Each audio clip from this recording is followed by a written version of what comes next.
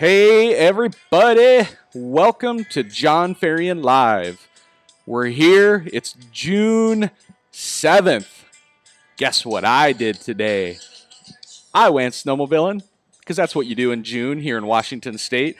We went up to Bear Paw, right up by the Canadian border, and we went up a pretty crazy road. It's a dirt road. It's an off road, but like there's lots of gullies and ruts and stuff too. It's definitely sled deck country, and I can't thank Marlon Sled Decks enough for the awesome sled deck that got me to the top of the mountain today. I'll be posting lots of pictures tomorrow of the ride today. I had a little teaser out there for you guys to see it, a little jumping, but again, June 7th, right here in the Pacific Northwest, we were riding today. Love it, love it, love it. If you've been riding in the last week, let me know in the comments. And the other thing to let me know in the comments what's going on is where are you watching from? If you're watching from Santa Barbara like Tia, drop it in the comments. Jason Blair, you're watching from Alpine, Wyoming. Thanks. Rebecca Charles, let us know where you're watching from. I think we know, but tell us anyway. All right, Monty's watching. We got David Wagner watching from California. So, David, I saw you, were you in Normandy or something? Like, I don't know, I was trying to figure out your pictures. I saw David Wagner's watching here. Joe Labernick, who was on the mountain with me today. They're still on the drive home, so him and his son are in the car. Joe's driving. I'm sure his son's over there texting on the side in the message box, but they're watching as they're driving home from our ride today. Joe drove all the way from Yakima, Washington, all the way up to Bear Paw today. Oh, man, it's got to be about a 6-hour drive, 5 to 6 hour drive for him to ride to where he was at. So Joe's hardcore. I'm hardcore. I was up there with my buddy Alex as well, having a good old time. So let us know where you're watching from today, people. Drop it in the comments. Let us know where we're at. Joe Martinez, appreciate you jumping in and watching tonight. All right, guys, what's Jon Ferrian Live? If you haven't ever watched this before, it's all about safety, education, positive growth of the sport. We're just here to talk sleds and have a good time. Welcome to the show. I'm here in the Pacific Northwest, originally from Minnesota. Grew up riding sleds, got involved in snowmobiling back in early 2000s, I think it was. And then moved to Washington State, and I'm enjoying here now Washington State Snowmobile Association, the Northwest Avalanche Center, on both of the boards of directors for both of those organizations. And we got lots of other cool stuff going on too. So let me drop some of these logos here and tell you a little bit more about what else is going on here. We have the Share and Win contest. You guys know the routine. If you watch the show, you share the show, you get in on all kinds of cool prizes every week. And so just like the sweet fly racing hat I have on today, you can win any of the fly racing hats out there today. There's all kinds of different designs on there. This was just one that looked really sharp. I thought I'd drop on here, but you guys can, if you win the contest after sharing this out, share it out, make sure it's public so we can see it, let people know why you're watching, what it's about. Love it. And so, yeah, Rebecca Charles, you like this? Shaving the face. I don't know. I just decided to go a little thing. It's my summer look, I guess, is what it is. So it's summer snowmobiling. We got to have a summer beard. So the other thing I want to tell everybody about, too, is this week was the week that we launched Live Large University, the BRAP shirt. So we established this year in partnership with Aerie, and Aerie is now on their website. You can actually go to their website and make a donation directly to the Live Large University if you're so inclined to do so. Would appreciate that. I know I've made my donation already. I've dropped about $100 in there right off the bat just to kind of get that thing kick-started. And then we're selling shirts on there. So the first month of shirt sales, net profit, I think we've got about $300 that we're putting into the Live Large University. And so, we're getting close to having our first scholarship basically paid for going into the season and go from there. So let me drop a couple of these images down, and we'll bring up our good buddy Scott Campbell here. So, all right, 1, 2, and 3. Scott, here we go. How are you doing, sir? Good. How you guys doing? Good, good. Good to see you, my friend. Great to see you and all the fans for Live Large. Oh, yes. That was the crazy part. It's like it's weird going and riding snowmobile with friends and having them wear Live Large shirts. So Joe showed up today with his Live Large shirt on today, and he's supporting the Live Large University and the avalanche education training that we're doing. So thank you, Joe, for that. But yeah, Scott, it's how you and I got to know each other through Facebook, actually, because you're way out in Pennsylvania. You're in the Philadelphia area, right? Yes. Yep. And so about the time that Rebecca Charles and Corrine and stuff started coming on my show, you had then figured out what the show was, where it was at, and from my point of view, you became kind of a power fan. Like you were here every single week watching the show, and you've been sharing it out and helping out.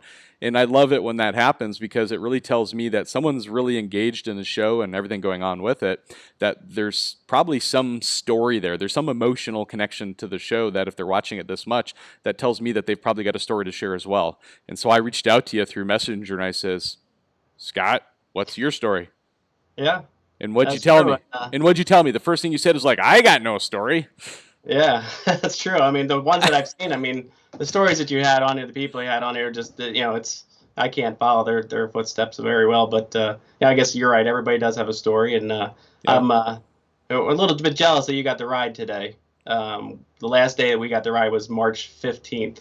Wow. So it's a nice extension for you there. Yeah, and I can tell you that based on the amount of snow I saw up there today too, if the weather is decent, I would probably plan on going up at least one or two more times yet over the next couple of weeks. So That's I think awesome. there's still plenty of riding to do up there yet too. It's Now, pretty amazing. is this odd for where that is, or is this normal? It's pretty normal. I know previous years, like Mount Baker pretty much is done at this point, and then this area is like north of Mount Baker, the riding area up north of there. It's actually right up against the Canadian border almost, and we actually parked our trucks at about 3,500 feet of elevation, and probably about we rode, snow and gravel in the shade and where the sun is back and forth.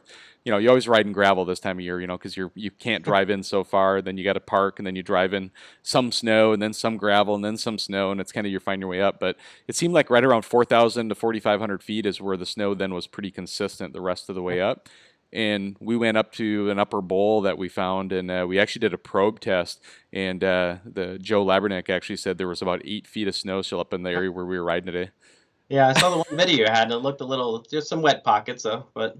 Yeah. It It sprinkled and rained on us a little bit, but we actually snowed on us today. I've got some videos and some pictures I'll be posting tomorrow, but it legit snowed on us today pretty hard. Like, we actually had a pretty good blizzard going on up there, and the visibility was tough, but you know what? When you're snowmobiling in June, you don't complain too much. So. Yeah, awesome. Awesome.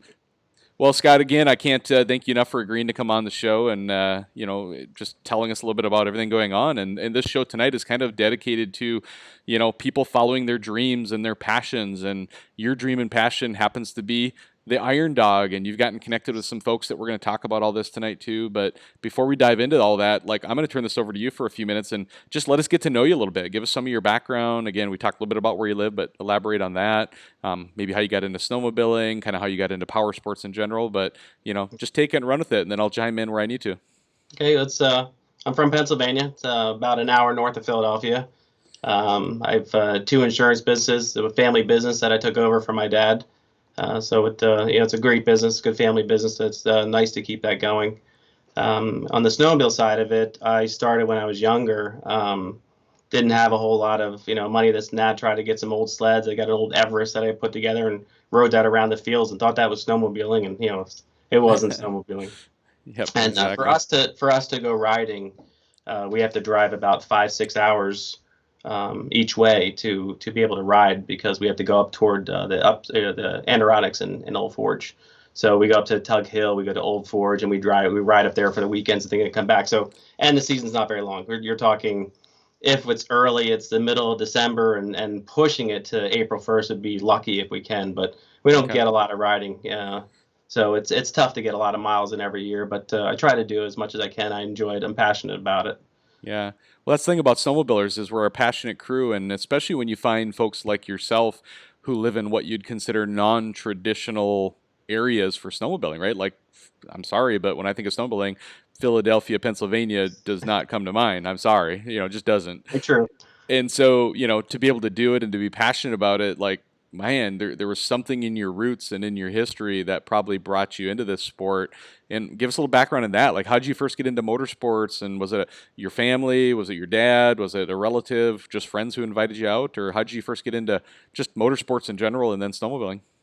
Growing up, both my parents really weren't into motorsports. I think that's what drove me. I wanted to do something I wasn't supposed to, or what they weren't like a fan of at the time. So I got into snowmobiling a little bit then. I got into grass drags in the 90s. I actually ran a circuit out here Went out to Altoona, Pennsylvania. I went to the Mason-Dixon line.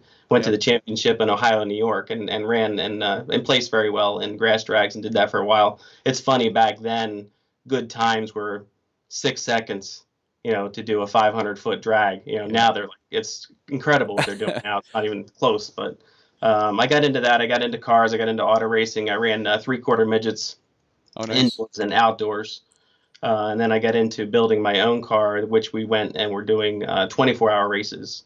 At Watkins Glen, we went and did the World Series of Watkins Glen and actually placed second with our own car that we built and made the cover of BMW magazine. So the car didn't last. It got wrecked pretty bad with one of the drivers Yeah. a few years after that. But I did that up to like 2015.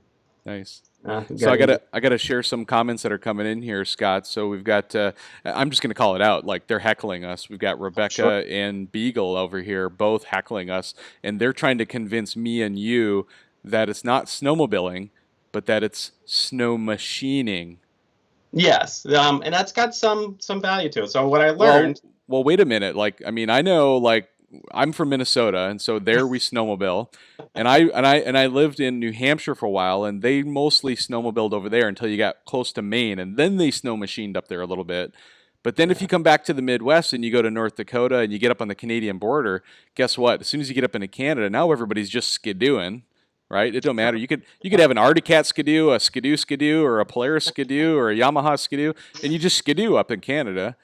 And then you come out here and it's sleds or snowmobiling. But I know this show's about the Iron Dog, and Iron Dog happens in Alaska. So tonight I will do my best to call it snow machining. Yes, but the funny thing is, if you look at all their promotional material, Yeah. it says the world's longest and hardest snowmobile race.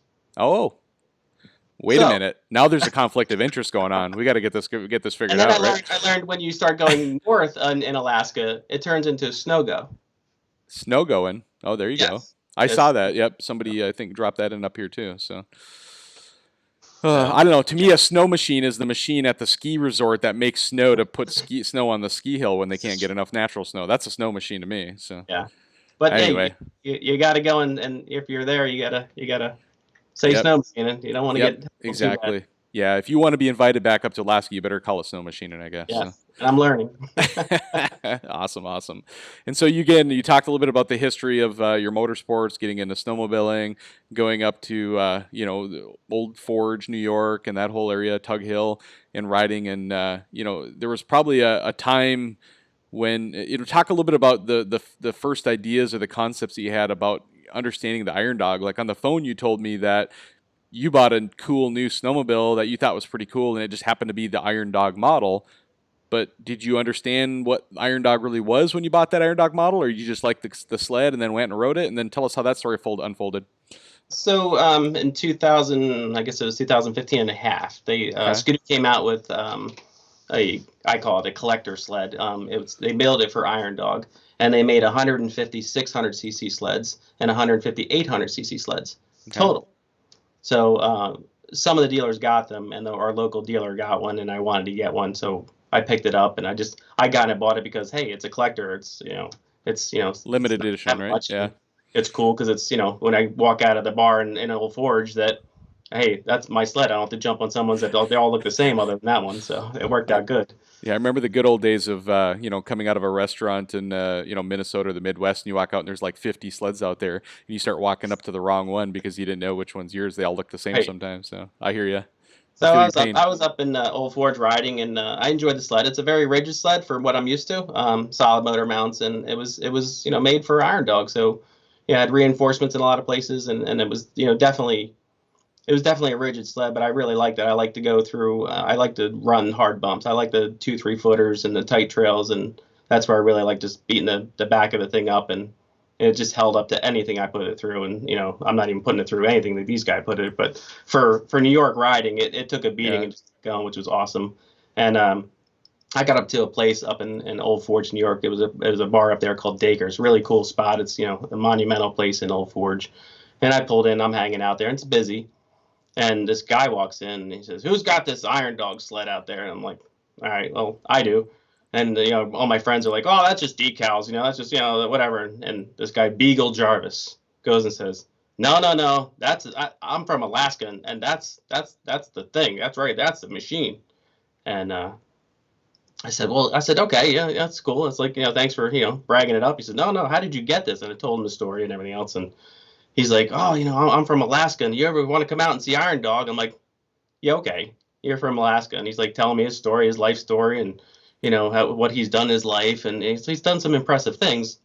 And he says, well, who do you like? And I'm like, well, there's a poster up there of Iron Dog, and it's got Tyson and Tyler on it. And I said, well, I like these guys. I mean, they won it, and they're on the sled that same picture as mine, and this is cool. I don't know anybody else.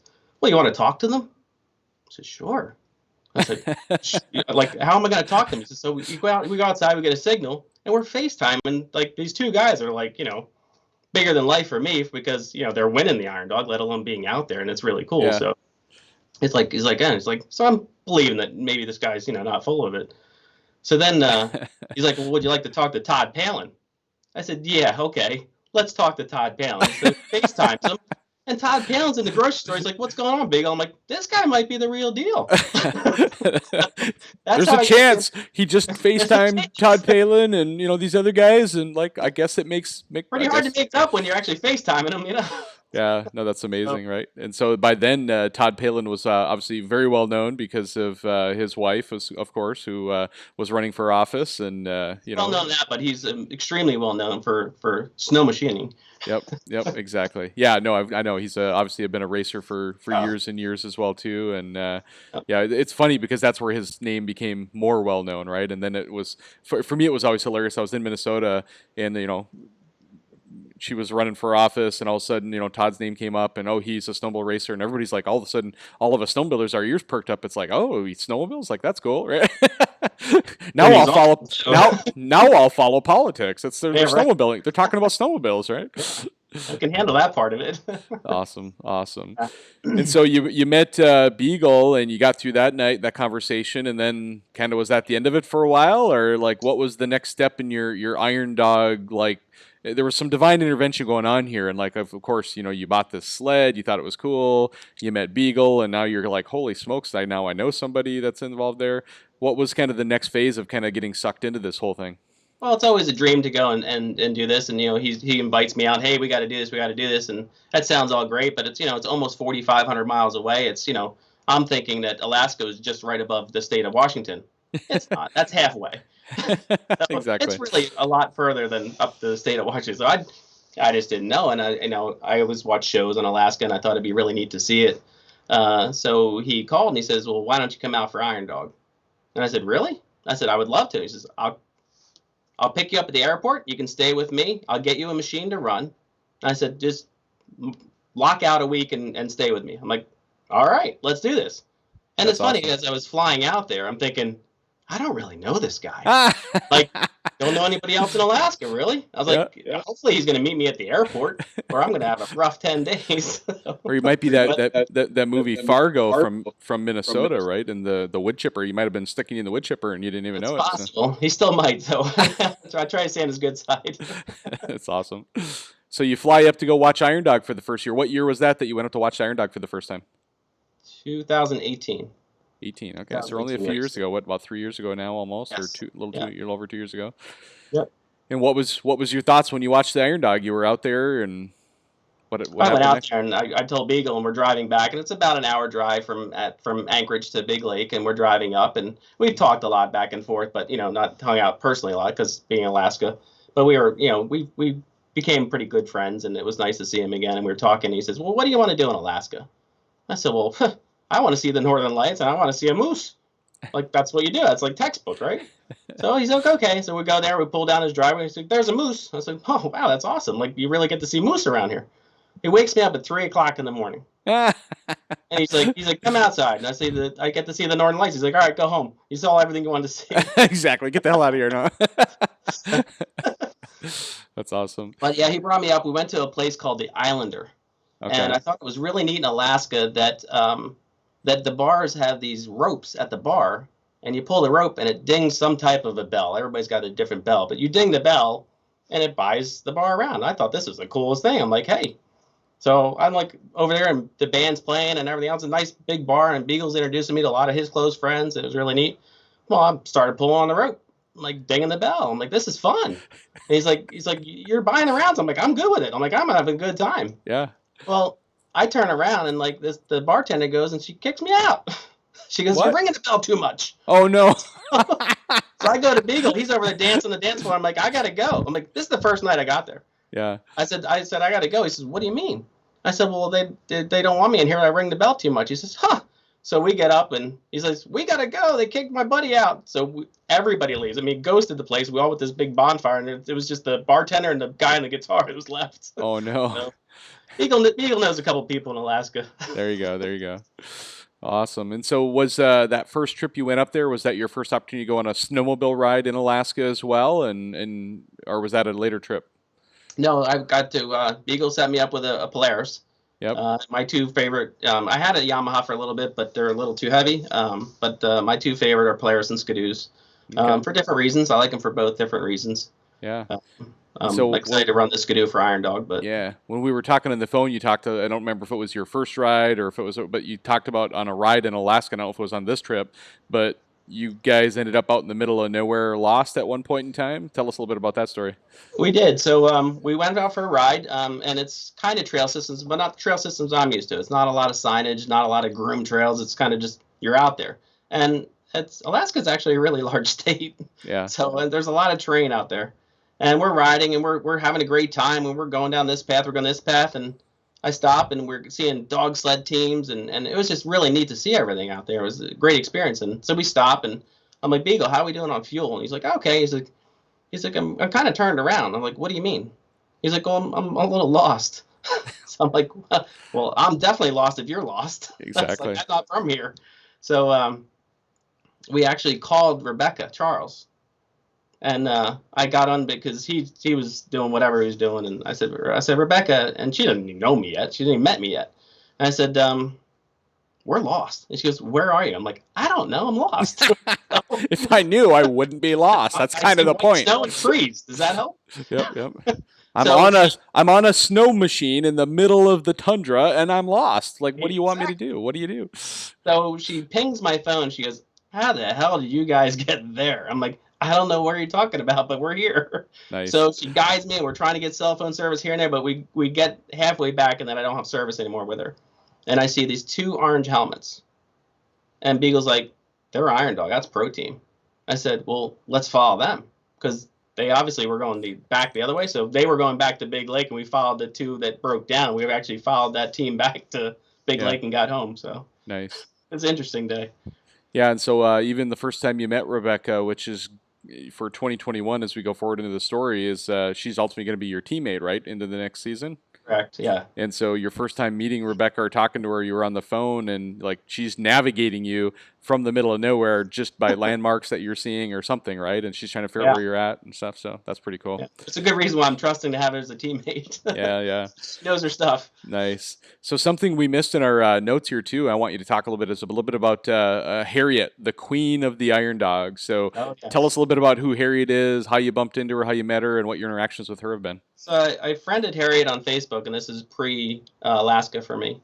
And we were talking back and forth. I'm learning about Iron Dog. I'm learning about Alaska, and I'm really interested in really having a lot of good energy, and I really want to see Alaska, and it's kind of a dream. And we're back and forth talking, and Harriet, and we're friends on Facebook, and I see her starting posting some pictures. I said, man, that really looks familiar. And so I messaged her, and I said, where are these pictures? And she goes, oh, it's at this museum in Doylestown. I said, I live in Doylestown. I said, what do you do? You're from Alaska. What are you doing out here? So her husband had a child, or has their children down in Philadelphia. And she was right here. So she came over and gave her a tour of my place, and we got to go and hang out. And she's been a great friend and a great ambassador of Iron Dog, as much as I'm trying to learn and be as best as I can be as an ambassador of Iron Dog with Rebecca through Harriet. Harriet has retired from Iron Dog pretty much, but she is followed, she writes it up, she knows all the history, she really keeps everybody notified and really teaches the history of Iron Dog. It was phenomenal in Cane's Quest. Before you have a question or you wonder about something, Harriet already knows. She knows what the mileage is, what it's going to take, and where they're going. And I'm like, okay, it's Iron Dog, so of course she's going to know that. Yeah. She knew it dead on for Cane's Quest. I'm like, how does she know this? Like, we were Wow. up like worried about Rebecca, and we're like talking back and forth, private messaging, like, this is where she's gonna be. She's gonna be right. This is how fast she's doing. She can figure all this stuff out. She's amazing when it comes to this stuff. So she actually, after we had a great meeting, we became even closer friends. She supplied and got me. I don't know how she did it, but she got me VIP passes for the first time I went out there, Nice. and it was great. We flew up to Fairbanks. I flew with Beagle and Rebecca to Fairbanks for the finish line, and pretty much could go anywhere. The racers, I could walk right up to them. I walked right up to Tyson and Tyler and shook their hands, and Tyson's Yep. mom's up there, and Yep. it was great to be able to have that experience of, the VIP pass was amazing to experience what I got to experience. That's awesome. So it sounds like you met some great people that have kind of, and here's the thing is you've only at this point in your life had met a couple of people from Alaska who were involved in the Iron Dog, and immediately you fell in love with both of them, right? Like Absolutely. they're just your kind of people, is what it sounds like, is what I'm hearing. And then you got to go up for your first trip and ride, and you got to hang out with everybody. And then at some point, you decided that you want to go and participate in the Iron Dog, and then you start making plans and sleds and training and all those things come together. And so you have a note in your notes here about training. So talk to us about your training with Jimmy and Rebecca. So we went out, and Beagle was still working every day, but I got to go and run a machine. And Rebecca's like, "Hey, I want to take him out, and we're going to go and do the Iron Dog Trail." And Jimmy G was a past pro rider, and of course Rebecca's done the Iron Dog, and she knows her stuff. So they pretty much were taking me out and saying, "All right, let's see what this lower 48 guy gets." Because when I say Alaskans are tougher, they're tougher. I mean, there's nothing in lower 40. I mean, these guys are they're animals, and it's just get up there. So yeah, you come from lower 48, and it's like, oh yeah, I can ride, I can do this, and the terrain, the things you see out there, nothing like I've seen on the East Coast, not even close. Yeah. And we went out there and we rode to Squentna. There was ice fog, which I never experienced ice fog before, and that was interesting to not see anything and have this ice build up in your chest, your goggles, and everything else. And I'm like, it's flat light, and I'm like, this is a great day. So we ride out to there, and I got to meet Jimmy G and Rebecca, and we had a great day. We rode out there, and they kind of gave their blessing and saying, we think you could do this. We definitely think you could go and run Iron Dog. And I am getting older. I'm going to be 50 this year, so I'm not real young. Like a lot of these guys are running in their 30s and less, and yeah. They bounce back and heal a little faster than I do. There you go. But it was great to run with them. We had a great day running up to Squentna, which was one of the first stops that's on the Iron Dog Trail. So nice. And so when was that event or that training that you did? Was that just this past season, or was that a couple years ago? That was 2018, the first time I went up there. Oh, okay.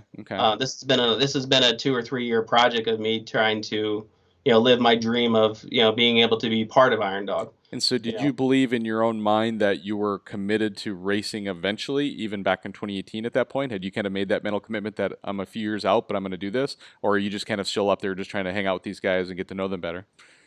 I wanted it, but it seemed so far of a stretch to do it just because it's not like I can take the sleds I have here in Pennsylvania and trailer them to go ride that. So how do you go and have a machine there?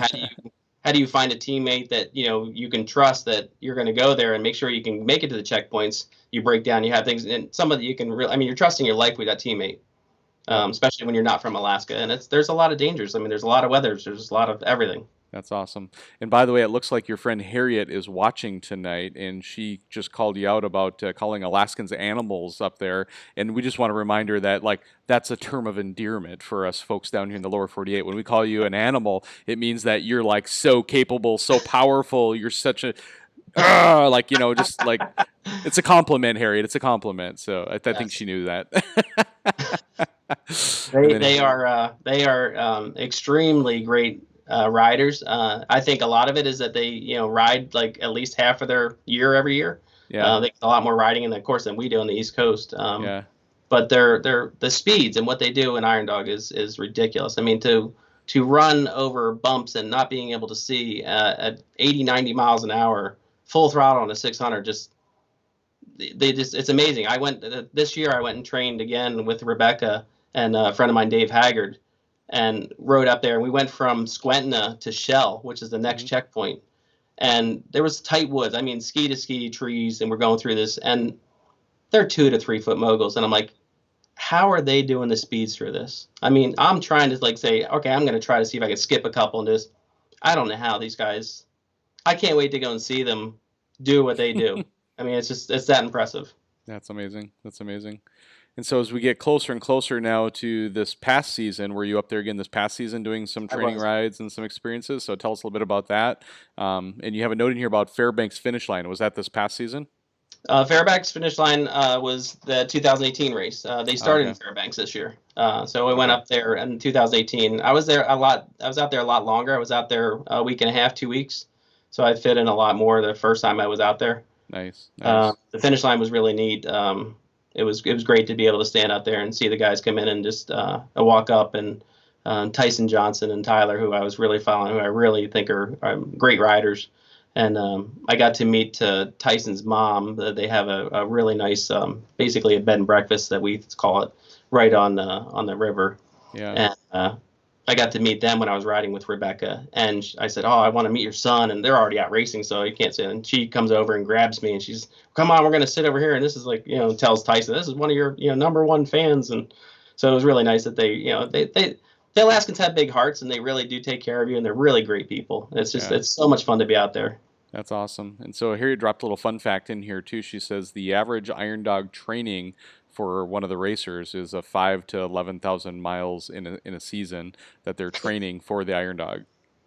Yeah, That sounds pretty intense. That's like the equivalent of most people's like 10-year season, like 1,000 miles per year would right. be if they were lucky, right? Yeah, Down in the lower 48. And so yeah, it's some serious miles. But when you got the throttle pinned, those miles tick off pretty fast, right? yeah. But it's just amazing in the 600, and the pro class has to run a 600 cc Oh, machine. So yeah, okay, they can't have an 850 or an 800 or anything like that. So they have to yeah, run 600s. cool. But that's crazy mile an hour for a 600. Yeah. So tell us about this last season that you were just up there and were watching the race and your experience up there during the 2020 race. So I went up, and on my way up there, I wanted to go and see if I could go and start getting set up for 2021.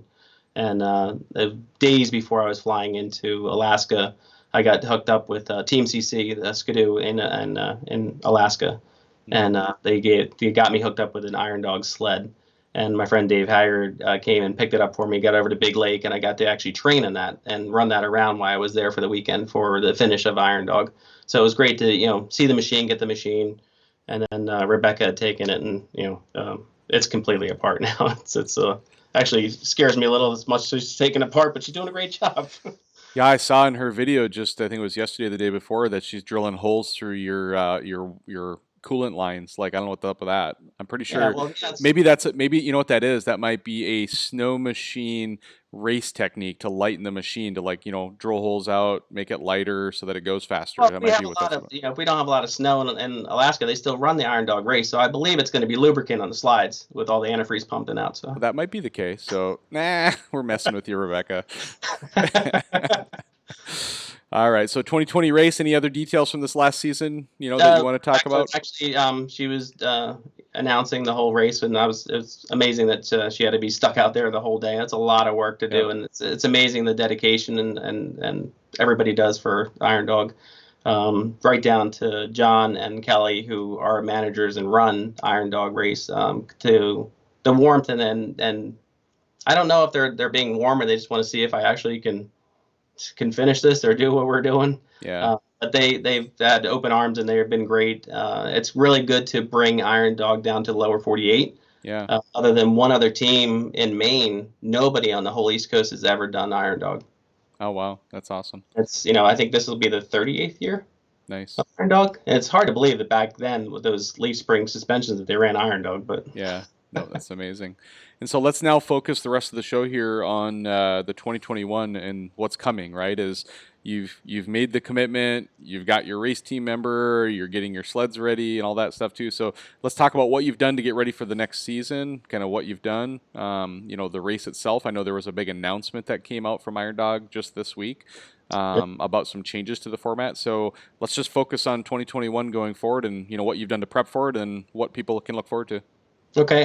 So yeah, we went and I just said Team CC helped, and with Skidoo, I got an Iron Dog sled, which is from the race program from Skidoo, which is Nice. awesome. And Rebecca's good enough as my partner to go and tear it down and put all the reinforcements and the extra fuel tanks and the seats and the GPS, the InReach, the radio communication. It's a lot to build, and she's doing an awesome job at it. But to do all that and to have it and have a home for the sled in Alaska, because I can't take it back and forth. It's hard for me to even work on it. The whole thing, the coronavirus is like it's hard to fly out there to help, and like you just feel like I'm like throwing all this on her lap, and she just got back from Cane's Quest and never wanted to see a snowmobile again for a little while. So, we're back in it. We're doing the class. This year it's leaving from Big Lake, which we're excited about. I love leaving out of Big Lake, and it goes up to Nome and then turns and comes back to Big Lake, which is great. It's a great feeling. Trail class or rec class goes from Big Lake to Nome, and it would stop there. Okay. But Rebecca and I have committed to turn and burn. We're doing the trail class. We're going there. And then we're going to turn and we're going to ride back. We're going to do the whole course. Nice. It's a little nicer to do it. Because the rec class, like the pro class, does the whole course typically. Correct. It's going to be 2,200 miles this year for the pro class. Okay, and then the rec class does approximately half the race, or how much? Yeah, it's about 1,100 miles. I'm sure Harriet will correct me on this. And so you guys are going to run the rec class race to be competitors in the rec class, which the difference between the rec class and the pro class, I'm assuming, is entry fees, winning purse, all of those type of things. Define the difference for us a little bit between what the key differences are between the pro and the rec classes. Rec class, you have a little bit more time. You don't have the critical 4 or 5 days, the layovers, that type. So you have a little more time to sightsee, to experience Alaska. You still have the same terrain. A lot of times you're breaking trail for it because no one's been out there, so it can still be very difficult. We're still seeing the same terrain as pro class. It's just not quite as high speed. It's not as a competitive type of thing, but it's still a very aggressive run to do. There is no purse. It's basically, the purse to me is finishing it. Yeah. Saying that I got to be part of Iron Dog, and that's as good as winning it for me, just because it's something I haven't done. It's a dream I wanted to do, and just to be a part of these great riders in Alaska and seeing it. I'm really excited to see the villages and see the people that, they're excited to see us. And all the villages, the kids have signs out and they do this, and you feel like a rock star. And as I'm really looking forward to seeing awesome. The history of Alaska. We're going to be actually riding a lot of the Iditarod Trail up to Nome, which is really neat to experience that. Very cool. Very cool. And then it sounds like as you're prepping the sled for the thing too, like a big part of getting the machine ready is bracing, right? Like you guys are doing a lot of reinforcement and bracing in the machine, and you guys are using like a lot of the grip and rip products, correct? Yeah, I actually got turned on to grip and rip from Rebecca. She has built up her and Corinne's race sleds for the Canadian Cane's Quest. And it's a lot. There's IsoVibe, which is kind of like a shock absorber for your handlebars. There's bracing for everything in the front. It's amazing, all the bracing and the support that it does. So when you do clip a tree or do hit an ice heave or something bad, that things stay together a little longer, because you're pretty much out there. There's no roads from Big Lake to Nome. Okay. So you can't get like a trailer to come pick you up. You're out there. There's no way other. You're out there. Yep. For 1,000 miles. Yep. And that's a lot to break down on. And one thing you mentioned to me on the phone too was just the concept of the idea of like kind of being an ambassador for the Iron Dog, right? And kind of doing things like this and getting the word out about the program. What Rebecca's obviously done with Cane's Quest and stuff too has brought attention to both races as well, because she's participated in both of them. But why don't you talk a little bit about kind of what your plans and strategies are about this ambassador concept for the Iron Dog? Well, I think the best thing to do, because it seems so far-fetched to geographically run the Iron Dog, even for a rec class or pro class, for anybody that's in the lower 48, especially the East Coast. I mean, it's a hike.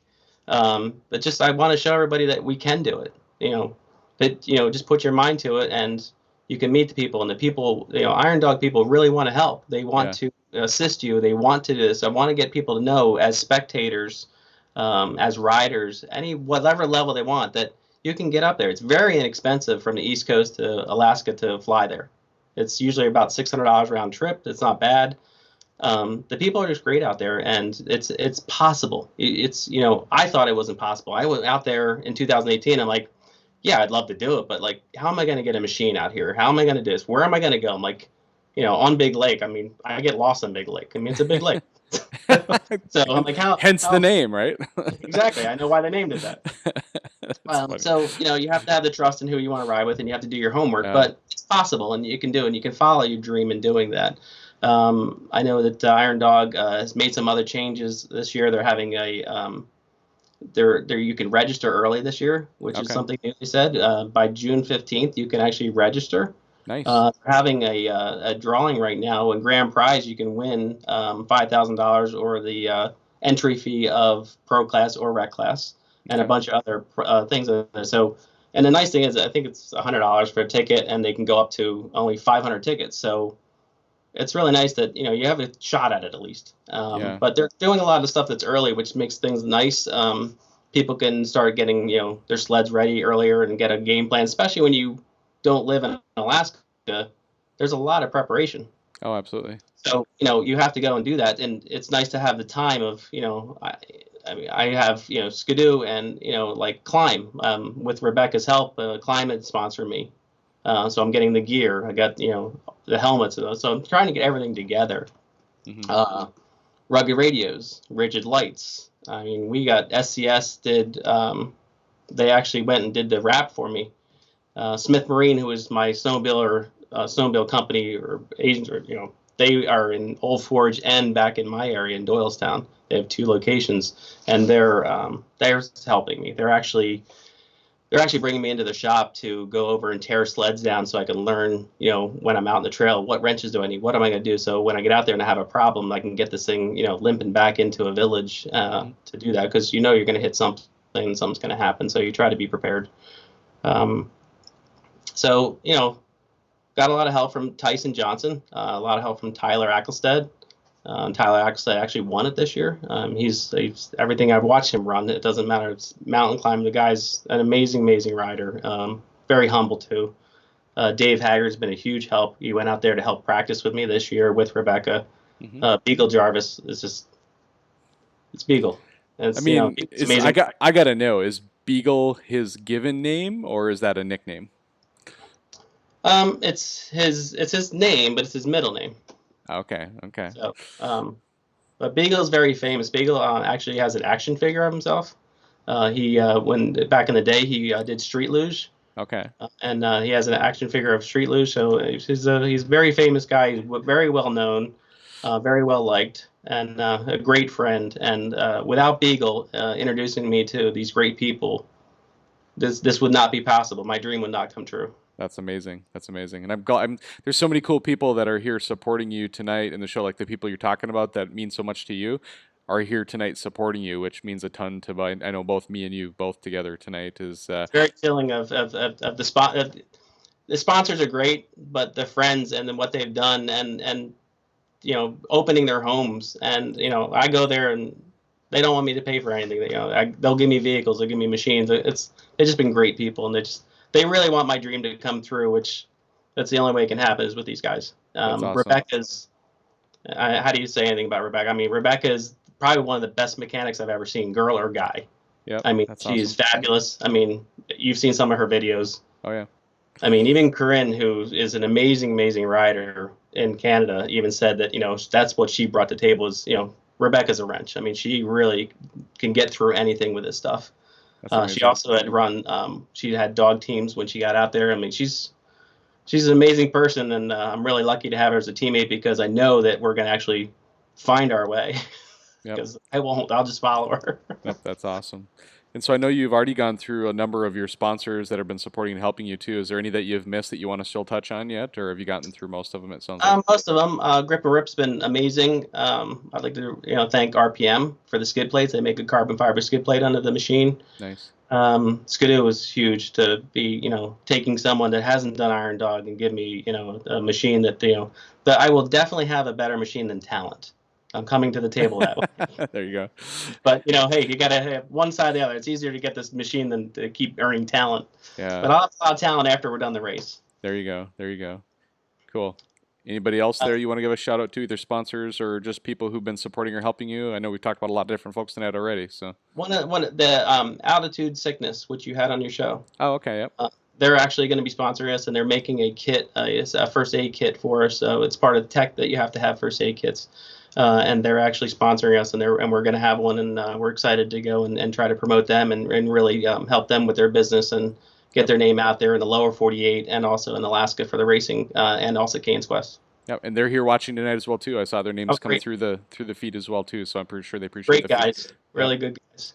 That was a great show you put on too. Yeah, you got connected with them through my show, right? They came on the show, and that was the first time you'd heard about them. So that's what I love about this show and what we've been able to accomplish is just the continuation of building this network and people introducing and meeting each other through the show, just through the chat boxes stuff too. It's like it's just so amazing, and honestly, this is what keeps me engaged in the show personally. Of volunteering my time every week to get on here. Like, I mean, think about this, Scott. It's like, I probably would have loved to have had this amazing, like, late into the afternoon ride and all this stuff and come home at midnight. But you know what? I rushed home in time to come home for your show. And so I got up. You did give me a warning that you might not. Yeah. Well, I was just like, because my schedule was literally, it was like 5 a.m. I get up. We're out the door before 6. It's a 3-hour and 20-minute drive to get where we're going. And it's a crazy road to get up in there. And so, like, you could have flat tires, you could have trucks stuck in the mud or the ditch, who knows what you're going to run into up there. We ride all day, and then we time it to come back, stop for dinner on the way home, and then drive all the way home. And I think I got home maybe 45, 50 minutes before showtime tonight, long day. which barely gave me time to set up my table and my lights and my computer, and I sat down. I think I had like a 10-minute window that was like free time that I just got caught up on Facebook for like 10 minutes before the show. And so that's what Live Large Life's all about. It's like, start to finish, you make the most of every day. You live life to the fullest and you make a difference in people's lives. But most of all, you do what you say you're going to do. And so you do your best to do it. And that's why I'm here for you tonight.